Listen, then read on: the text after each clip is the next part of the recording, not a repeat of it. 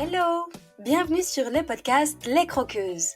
Moi, c'est Pauline et je suis là pour vous aider à construire un quotidien qui vous ressemble et dans lequel vous vous épanouissez chaque jour un peu plus pour croquer votre vie à pleines dents. Dans les épisodes, seul ou avec mes invités, je vous partage des réflexions, des astuces, des inspirations et des outils pour vous remettre en mouvement. Le tout avec ma bonne humeur et beaucoup de pétillance, comme d'habitude. Allez, c'est parti, préparez-vous, on y va.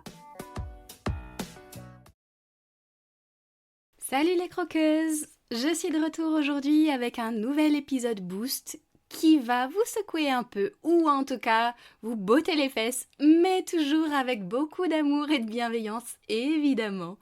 Allez, on plonge un petit peu dans le regard que l'on porte sur nos échecs à travers cet épisode.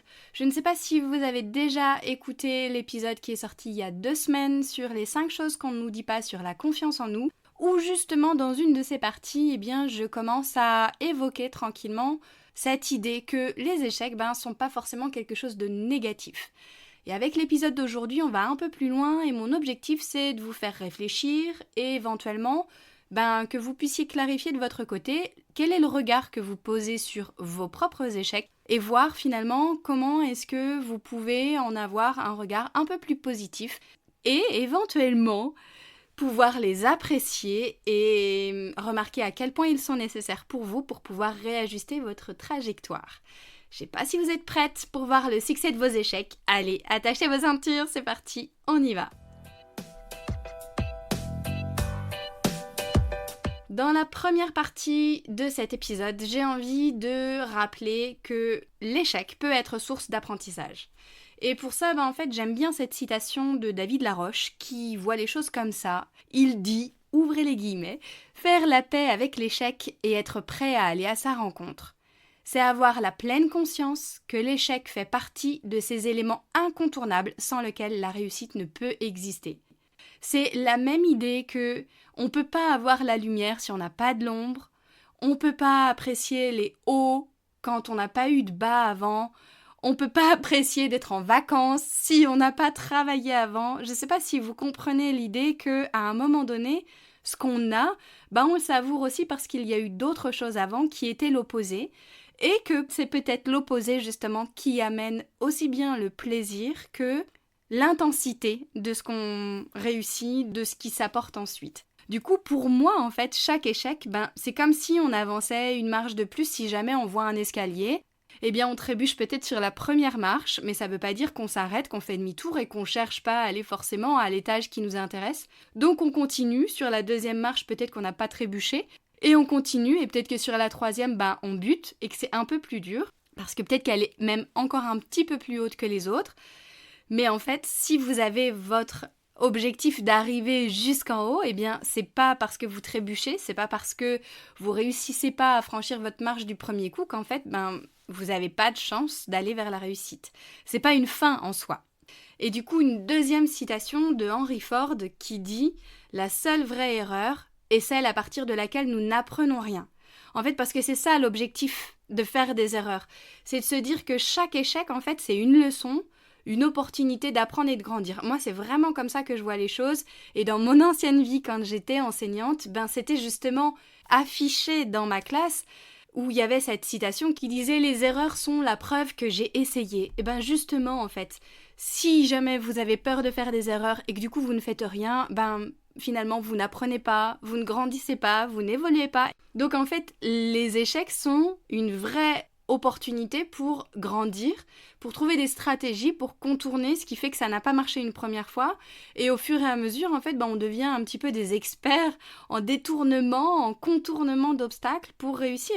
Un enfant, en fait, il ne réussit pas à marcher du premier coup, donc il fait un premier test, un premier essai, il se met debout, peut-être qu'il a les jambes qui vacillent, et dans ces cas-là, il se réaccroche à quelque chose, peut-être qu'il tombe, la fois d'après, il va recommencer, et c'est comme au début, en fait, quand on imagine un enfant qui apprend à marcher, si jamais il y a une chaise sur son parcours et qu'il veut à tout prix aller voir la personne qui est derrière un de ses parents, en fait, il va trouver une solution. Peut-être que la première fois, en fait, il va s'arrêter, qu'il va pleurer, qu'il va chouiner, qu'il va tendre les bras, etc. Et que la fois d'après, il va se dire « Ah tiens, peut-être que je peux faire du 4 pattes et que je peux passer dessous ». pour arriver jusqu'à mon parent qui est derrière ou la personne qui m'attend derrière. Ou alors je peux peut-être l'escalader, etc. Et c'est au fur et à mesure, en fait, on développe des stratégies parce qu'on n'a pas réussi une première fois, parce qu'on a échoué, parce qu'on a raté ou en tout cas qu'on n'a pas obtenu le résultat qu'on souhaitait. Eh bien, on apprend, on grandit et on contourne justement ces obstacles-là. Ça nous permet de réajuster un peu la trajectoire parce que l'objectif, c'est bien de continuer d'avancer en mettant cette nuance un petit peu comme ce que j'avais évoqué dans l'épisode sur la confiance en soi, où on n'est pas obligé systématiquement de se dire que on progresse tout le temps, qu'on avance tout le temps, on a le droit aussi de se laisser des moments où on se fout la paix et où on n'est pas obligé d'être dans cette recherche de performance. Donc, si jamais je reviens un petit peu sur l'échec, en fait, à la base, l'échec, c'est pas l'arrivée, en fait. Normalement, en fait, si jamais vous êtes dans une course et que vous avez un obstacle, un trou, eh bien, en fait, quand vous êtes devant, vous faites pas demi-tour en vous disant « Bah non, je retourne à mon point de départ, je laisse tomber et j'abandonne la course », en fait. Vous trouvez justement comment réajuster votre trajectoire pour réussir à terminer votre course. Dans la deuxième partie de cet épisode boost sur les échecs, eh bien, j'ai envie de parler de persévérance et de choix conscients. Et là encore, on va partir un petit peu sur des citations parce que je trouve que ça permet aussi d'illustrer et parfois de mettre en mots un concept qui n'est pas toujours évident à s'approprier. Et donc c'est une citation qui vient de Steve Jobs, célèbre entrepreneur, qui a dit un jour « Je suis convaincu que la moitié de ce qui sépare les entrepreneurs prospères de ceux qui n'ont pas de succès, c'est juste la persévérance. » Alors, qu'on n'aime pas le personnage, là, c'est absolument pas la question. Qu'on soit entrepreneur ou pas, ça n'est pas non plus le débat.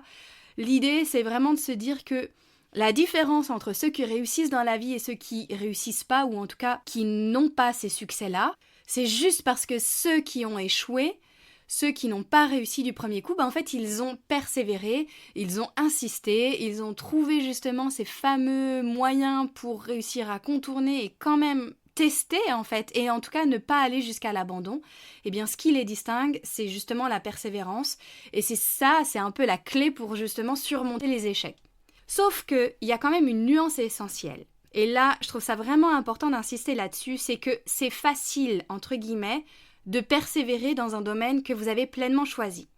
Là, quand vous êtes en train d'écouter l'épisode, si votre vie ne résonne pas avec vos choix conscients, que c'est pas vous qui avez choisi consciemment d'être marié, malheureusement, oui, ça arrive. Si vous n'avez pas choisi non plus votre travail, votre carrière professionnelle, peut-être même que vous avez subi le fait d'avoir des enfants et que c'est horrible à dire, mais il y a beaucoup de femmes qui, aujourd'hui, en fait, regrettent d'avoir fait ce choix-là. Ça veut pas dire qu'elles aiment pas leurs enfants, mais oui, ça peut aussi être le cas de pas aimer ses enfants, mais c'est pas trop le sujet aujourd'hui. C'est plutôt se poser la question, est-ce que la vie que j'ai aujourd'hui, je l'ai consciemment choisie ou pas ? Sinon, eh bien en fait, chaque échec que je vais vivre dedans, évidemment que ça va un petit peu résonner comme un fardeau, ça va être beaucoup plus difficile à surmonter que si jamais vous êtes dans une vie que vous avez consciemment choisie, et là, dans ces cas-là, c'est beaucoup plus facile d'imaginer, de visualiser que chaque échec, en fait, devient une marche de plus vers le sommet, l'étage que vous aviez envie d'atteindre. Surmonter un échec et persévérer dans un domaine qu'on a pleinement choisi, c'est beaucoup plus facile. Alors que quand on subit, parce qu'une personne ou la société a décidé que faire ci ou faire ça, ce serait bien pour nous, là, l'échec, il est vécu vraiment comme un drame, comme quelque chose beaucoup plus impactant que si jamais c'est un choix conscient qu'on a posé. Par exemple, si jamais je reprends un petit peu cette situation d'une stabilité aux yeux de la société, aux yeux de votre famille, avec éventuellement un CDI, un conjoint, des enfants, sauf qu'en fait, finalement, quand on vous pose la question « Est-ce que tu es heureuse ?», eh bien en fait, vous êtes dans l'incapacité de répondre à cette question parce que finalement, vous ne vibrez pas vraiment et que vous ne savez pas quoi répondre à cette question. Du coup, cette situation, comme c'est pas le véritable choix que vous avez fait, alors ce sera quasiment impossible ou en tout cas extrêmement difficile de surmonter un échec à un moment donné. Par contre, si là vous avez une vie que vous avez vraiment choisie, que vous adorez, qui vous fait vibrer aussi bien personnel que professionnel, aussi bien dans le lieu de vie que dans le choix des modalités de travail que vous pouvez avoir, du conjoint, de toutes vos conditions de vie, là si à un moment donné vous échouez sur quelque chose pour lequel c'est vous qui avez posé un choix conscient à un moment donné, vous trouverez beaucoup plus de raisons de continuer et de persévérer, et même d'apprendre de cet échec pour continuer et finalement, peut-être un jour aller jusqu'à la réussite. Donc, j'ai envie de résumer en disant choisissez consciemment et persévérez avec passion. Là, du coup, normalement, si vous êtes en train d'écouter, c'est le moment de vous poser cette question importante. Comment est-ce que je vis l'échec en fait ? Donc pourquoi je le vis de cette façon-là ? Et est-ce que je fais partie de ceux et de celles qui persévèrent ? Ou est-ce que je baisse les bras ? Et si je persévère ou si je baisse les bras, pourquoi ? C'est toujours se questionner le pourquoi en fait. C'est beaucoup plus facile de choisir sa vie et de poser des actes conscients quand on est au courant et qu'on a clarifié en fait le pourquoi, quand on a fait le point et qu'on s'est clairement posé les questions pour apprendre à se connaître soi. Et dans cette troisième partie de l'épisode Boost, j'ai envie de mettre un petit coup de pied dans la fourmilière et de rappeler la nécessité de parler de responsabilité. Et là, je vais citer quelqu'un d'autre qui a un travail passionnant, qui a inspiré des milliers, voire des millions de personnes, c'est Marshall Rosenberg, qui est un pionnier de la communication non violente et qui dit clairement que justement, tout commence par reprendre sa responsabilité en fait. Et l'idée de rejeter la faute sur les autres ou sur des circonstances extérieures, en fait, c'est plutôt une impasse. On a plutôt tendance à dire, quand on pose la question, mais pourquoi tu fais ça ? Je le fais parce que je suis obligée, ou parce que j'ai pas le choix, ou alors, éventuellement, j'ai échoué ou j'ai raté ce truc-là. Ouais, mais en même temps, c'était pas le moment idéal. Oui, mais on m'avait demandé de faire ci, alors qu'en fait, j'aurais dû faire comme ça. Et donc, finalement, quand on a ce genre de propos, quand on tient ces propos-là, on a plutôt tendance à imaginer qu'il y a quelqu'un d'autre qui est responsable et donc à ne pas endosser pleinement notre propre responsabilité. Sauf que si on ne voit pas où est notre propre responsabilité, on ne peut pas réajuster et on ne peut pas acter les bonnes décisions. Donc si jamais je prends un exemple concret et qu'on dit « je n'ai pas le choix, je dois absolument faire mes comptes à la fin du mois », évidemment que l'énergie dans laquelle on s'installe pour pouvoir faire nos comptes, c'est dans quelque chose d'une obligation, on n'y trouve pas de plaisir et on subit plutôt en fait. Que si jamais vous transformez votre regard en vous disant en fait, je choisis de faire mes comptes pour éviter les mauvaises surprises et aussi avoir plus de sérénité vis-à-vis de ma gestion financière, là tout de suite le regard que vous allez poser dessus, vous êtes responsable, vous êtes consciente du pourquoi vous le faites, et puis finalement, vous le faites, ce choix-là, en fait, davantage en conscience, et ça vous permet de l'accepter beaucoup plus facilement. Donc, au lieu de vous y mettre à reculons, en traînant des pieds, en vous disant « Oh, je fais mes comptes, j'aime pas ça », là, vous le dites en fait « Ok, c'est pas le truc que je préfère, c'est pas le kiff, c'est pas le truc qui me fait... vibrer vraiment. Par contre, le résultat que j'obtiens derrière cette sérénité que j'ai, elle me permet vraiment de me dégager de l'énergie pour faire ci ou pour faire ça. Et donc, en fait, on s'y met beaucoup plus facilement. Donc, si en écoutant l'épisode, il y a un domaine auquel vous pensez, parce que vous vous dites souvent « je fais ça parce que je suis obligée », essayez de transformer votre regard en vous disant « je choisis de faire ça pour ». Et réfléchissez, c'est quoi votre pourquoi en fait ? Pourquoi est-ce que finalement vous le faites ? Je suis obligée de faire les repas, ça me gonfle. Ouais, mais pourquoi vous le faites en fait ? Peut-être que le choix derrière, c'est que vous préférez cuisiner pour avoir des aliments sains et savoir exactement ce que vous mettez dans votre assiette en fait. Vous voyez un petit peu, c'est l'idée de reprendre sa responsabilité pour changer le regard que l'on porte sur les actions. Et donc finalement, quand on assume ses choix, on assume aussi ses échecs, on reconnaît ses échecs et c'est par là qu'en fait on peut réajuster et qu'on peut commencer la vraie transformation. Parce que si on ne prend pas la responsabilité de ses échecs, parce qu'on n'a pas fait ci ou ça comme il le fallait, évidemment qu'on ne peut pas réajuster, évidemment qu'on ne peut pas les voir comme des opportunités. Donc, nous, les croqueuses, prenons nos responsabilités dans chaque action qu'on pose dans sa vie. Et voilà les croqueuses, avec cet épisode-là, j'avais envie de vous partager ma vision de l'échec, qui pour moi n'est pas une fin, mais bien une étape cruciale vers la réussite, ou le succès, ou la connaissance de soi, ou peu importe les termes qu'on a envie de mettre derrière. Évidemment, je ne suis pas dans la course au succès effréné, vous commencez à me connaître un petit peu. Donc, j'ai envie de vous dire, et si vous faisiez la paix un peu avec vos échecs pour apprendre finalement de vos faux pas, de vos erreurs, et éventuellement persévérer dans les choix conscients que vous faites derrière, et surtout prendre vos responsabilités. Et si cet épisode vous a allumé une petite étincelle et que vous avez envie d'outils pour aller plus loin et justement ancrer ce regard dans votre corps, l'EFT, c'est une approche psycho-énergétique et formidable pour ça. Et ça tombe bien parce que justement, je pense à tout. J'ai préenregistré des protocoles d'EFT, dont un qui s'appelle « Je m'autorise », parce que c'est bien souvent la peur de l'échec qui est en lien avec le regard que l'on porte sur soi et que éventuellement les autres portent sur nous ou que l'on projette qu'ils vont porter sur nous si jamais on échoue. Donc l'idée c'est de déjouer cette appréhension pour oser essayer et finalement ne plus être totalement paralysé à l'idée d'avoir un échec en fait. Et ça c'est crucial. Et donc ce protocole-là qui s'appelle « Je m'autorise », il est filmé, il est aussi en PDF, donc vous pouvez juste vous laisser guider, vous êtes totalement guidé par la vidéo, donc vous vous laissez faire, vous suivez, et en même temps vous l'avez en PDF que vous pouvez refaire, imprimer pour l'utiliser, le dégainer exactement quand vous en avez besoin, quand vous sentez que vous commencez à accorder beaucoup d'importance au regard que les autres pourraient poser sur vos propres échecs si jamais vous avez envie de tenter quelque chose et que vous vous sentez freiné.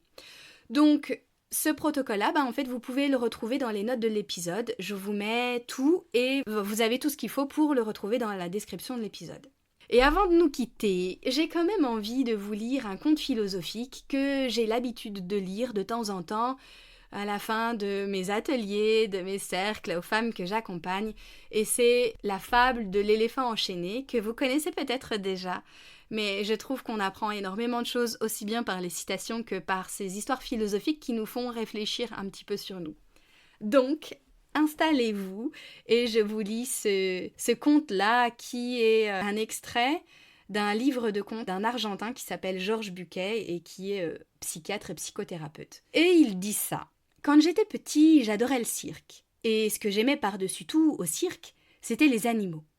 L'éléphant en particulier me fascinait. Comme je l'appris par la suite, c'était l'animal préféré de tous les enfants. Pendant son numéro, l'énorme bête exhibait un poids, une taille et une force extraordinaires. Mais tout de suite après, et jusqu'à la représentation suivante, l'éléphant restait toujours attaché à un petit pieu fiché en terre par une chaîne qui retenait une de ses pattes prisonnières. Mais ce pieu n'était qu'un minuscule morceau de bois à peine enfoncé de quelques centimètres dans le sol. Et, bien que la chaîne fût épaisse et résistante, il me semblait évident qu'un animal capable de déraciner un arbre devrait facilement pouvoir se libérer et s'en aller. Le mystère restait entier à mes yeux. Alors, qu'est-ce qu'il retient ? Pourquoi ne s'échappe-t-il pas ? À 5 ou 6 ans, j'avais encore une confiance absolue dans la science des adultes. J'interrogeais donc un maître, un père ou un oncle sur le mystère du pachyderme. L'un d'eux m'expliqua que l'éléphant ne s'échappait pas parce qu'il était dressé. Je posai alors la question qui tombe sous le sens. S'il est dressé, pourquoi l'enchaîne-t-on ? Je ne me rappelle pas qu'on m'ait fait une réponse cohérente. Le temps passant, j'oubliais le mystère de l'éléphant et de son pieu, ne m'en souvenant que lorsque je rencontrais d'autres personnes qui un jour, elles aussi, s'étaient posé la même question. Il y a quelques années, j'eus la chance de tomber sur quelqu'un d'assez savant pour connaître la réponse. L'éléphant du cirque ne se détache pas parce que dès tout petit, il a été attaché à un pieu semblable. Je fermais les yeux et j'imaginais l'éléphant nouveau-né sans défense attaché à ce piquet. Je suis sûre qu'à ce moment, l'éléphanto a poussé, tiré et transpiré pour essayer de se libérer, mais que, le piquet étant trop solide pour lui, il n'y est pas arrivé malgré tous ses efforts. Je l'imaginais qui s'endormait épuisé, et le lendemain essayait à nouveau, et le surlendemain, et les jours suivants. Jusqu'à ce qu'un jour terrible pour son histoire, l'animal finisse par accepter son impuissance et se résigner à son sort. Cet énorme et puissant pachyderme que nous voyons au cirque ne s'échappe pas, le pauvre, parce qu'il croit en être incapable. Il garde le souvenir gravé de l'impuissance qui fut la sienne après sa naissance. Et le pire, c'est que jamais il n'a tenté d'éprouver à nouveau sa force. Et voilà les croqueuses. Sur ce, bonne réflexion et belle journée.